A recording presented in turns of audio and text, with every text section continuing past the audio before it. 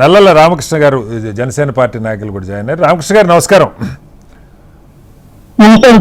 రామకృష్ణ గారు, ఇది దాదాపు 26 రోజులుగా సోనం వాంగ్చుక్ నిరాహార దీక్ష జరిగింది.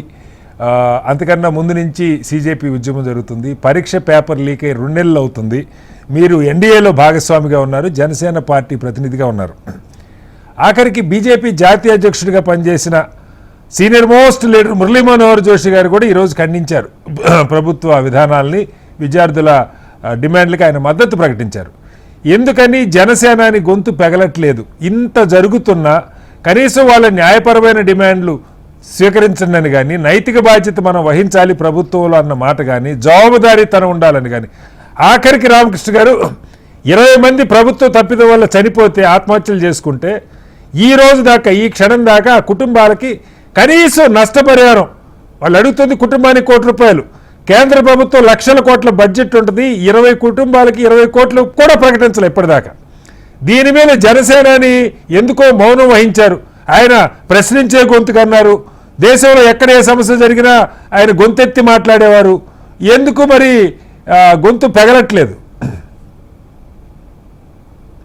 చెప్పినట్టుగా మీరు కటల శ్రీనివాస్ గారికి, అలాగే బెల్లం మల్లయ్య యాదవ్ గారికి, రాకేష్ రెడ్డి గారికి, అర్జున్ జయ గారికి, ప్రజలందరికీ కూడా నా హృదయపూర్వక నమస్కారం. చెప్పండి. హెచ్ఎం టీవీ ప్రేక్షకులకు కూడా నా హృదయపూర్వక నమస్కారం. వాయిస్ క్లారిటీ ఉందండి? క్లియర్ గా ఉంది సార్, చెప్పండి. అంటే కొంచెం అబ్నార్మల్ కండిషన్ ఉంది ఇక్కడ. ఓకే అండి. అయితే విషయం ఏంటంటే, మీరు అడిగినటువంటి దానికి జనసేనాని ఎప్పుడు మీకు అంటే వాయిస్ ఎందుకు ఇవ్వలేదని మీరు అడుగుతున్నారు. వాస్తవంగా ఏంటంటే, it's a highly sensitive issue. చాలా చాలా చాలా సున్నితమైన అంశం అండి. ఏదండి చాలా చాలా సున్నితమైన అంశం? యూత్ కి సంబంధించిన విషయం ఇది. యూత్ కి న్యాయం చేయమంటే నష్టమా? Wait please, let me complete sir. చెప్పండి చెప్పండి. ఇది దేశంలో ఉండేటువంటి ముఖ్యంగా భవిష్యత్తును ఎదుర్కొనేటువంటి విద్యార్థులకు సంబంధించినటువంటి విషయం ఇది. వాళ్ళ యొక్క ఎమోషన్స్ చాలా చాలా చాలా సున్నితంగా ఉంటాయి. ముఖ్యంగా ఒక విషయాన్ని ప్రభుత్వం ట్యాకప్ చేయనప్పుడు కానీ, ఒక విషయాన్ని పరిష్కారం దిశగా వెళ్ళనప్పుడు కానీ, ఒక విషయం ఎప్పుడైనా ఒకవేళ దారి తప్పుతున్నప్పుడు కానీ సాధారణంగా మా జనసేనాని ఇన్వాల్వ్ అయ్యి మాట్లాడి అటువైపు వెళ్లేలాగా నిర్మాణాత్మకంగా వ్యవహరిస్తారు. కనీసం సార్ మిమ్మల్ని అడుగుతున్నా, రామకృష్ణ గారు మిమ్మల్ని అడుగుతున్నా, మీరు చెప్పినట్టు సున్నితమైన అంశం అనుకుందాం. ఒకళ్ళు, ఇద్దరు, ముగ్గురు, నలుగురు ఆత్మహత్యలు చేసుకుంటున్నారు. కనీసం ఎన్డీఏలో భాగస్వామిగా అయినా అయ్యా మీరు ఆత్మహత్యలు చేసుకోబాకండి, ప్రభుత్వం ఖచ్చితంగా వీటి మీద చర్యలు తీసుకుంటుంది, మీరు ధైర్యంగా ఉండండి అన్న ప్రకటన కూడా ఇవ్వలేదు సార్.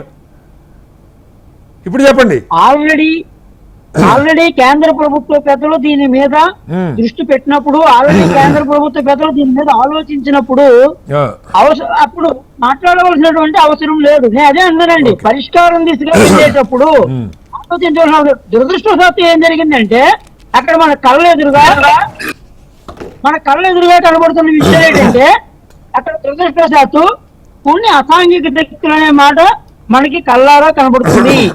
వాళ్ళ ఎమోషన్స్ తో ఆల్రెడీ ఇప్పటికే రాజకీయ పార్టీలు కానీ, అలాగే ఇతర పరోక్ష శక్తులు కానీ, విదేశీ వ్యక్తులు కానీ వాళ్ళు విదేశీ శక్తులే కనపడుతున్నాయి అక్కడ. Okay right, go head. విదేశీ వ్యక్తులు నేను శక్తులు అనలేదు సార్, శక్తులు వ్యక్తులు ఎవరో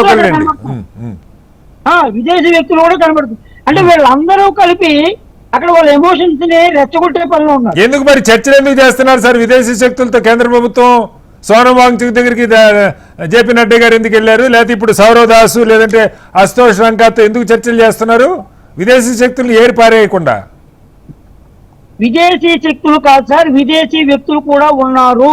ఓకే, విదేశీ శక్తులు వేరు, విదేశీ వ్యక్తులు వేరు. దయచేసి విదేశాల నుంచి ఎవరైనా వచ్చి ఉంటే వాళ్ళ వ్యక్తులు, వాళ్ళ వెనకాల వ్యవస్థలు ఉంటే వాళ్ళ శక్తులు. ఓకే, వ్యక్తులేండి వచ్చింది, శక్తులోనే లేదు అది లేదు. వ్యక్తులైతే అనేక మంది భారతీయులు ప్రపంచవ్యాప్తంగా కూడా ఇక్కడికి వచ్చిన మాట వాస్తవం.